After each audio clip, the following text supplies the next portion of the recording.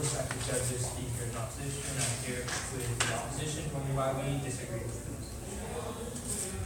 So, first of all, I'd like to move into refutation of my opponent's points, then move on to constructing my arguments on arguments today.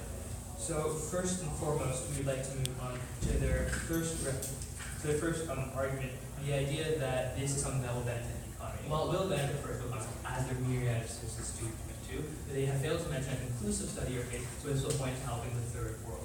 Now, they mentioned that the taxes without increase would be gradual, be helpful, but when there is no system of taxation, when there is no way to help these people, when these people are still at times undocumented and not even been birth registered, then this is not something we can effectively see. And we remind you that this is a debate grounded in the notions of reality and what will and practically happen. Secondly, we talk about the idea that a loss of money will contribute productivity. This again is something that will not be able to really be fixed, as anything goes to introduce, this system of healthcare would not really work out.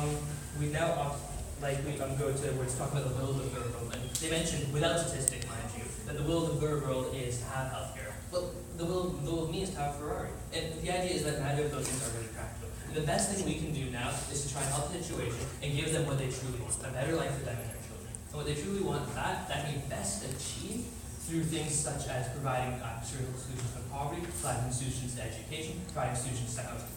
Finally, I'd like to point out that we mentioned strong arguments about the NHS and the first book not put up successfully, strong arguments about case studies in Pakistan, and the idea that some nations may disagree with what constitutes healthcare, there are controversial treatments. Neither of these things were ever mentioned by the Saudi government, and therefore we must assume they accept these arguments and agree with us on these points. And now I'd like to move on to rebuilding our arguments. First of all, the notion that this can be applied to anyone, and recognizing it as a right will push us away from the real issues that harm the third world.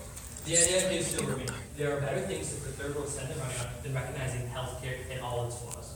And as that, we need to push them towards understanding what they can truly move to ensure a better life for everyone, which is, I think, the goal of any society, of any group of people, the best life for everyone. And healthcare isn't the path there for everyone, sadly. Secondly, we talk about how the NHS will lead to, and its selling and the rationalization lead to something, and it is proof that the first world cannot effectively pull off with justified healthcare for everyone, and therefore it's something that is not an ideal that needs to be spread to third world places. This is not something that was touched on by the opposition.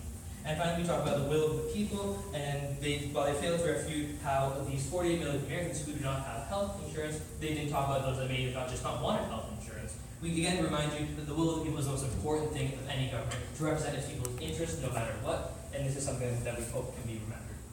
So, in conclusion, we strongly disagree with the resolution, and we hope that the judge will listen to it. Thank you for your time.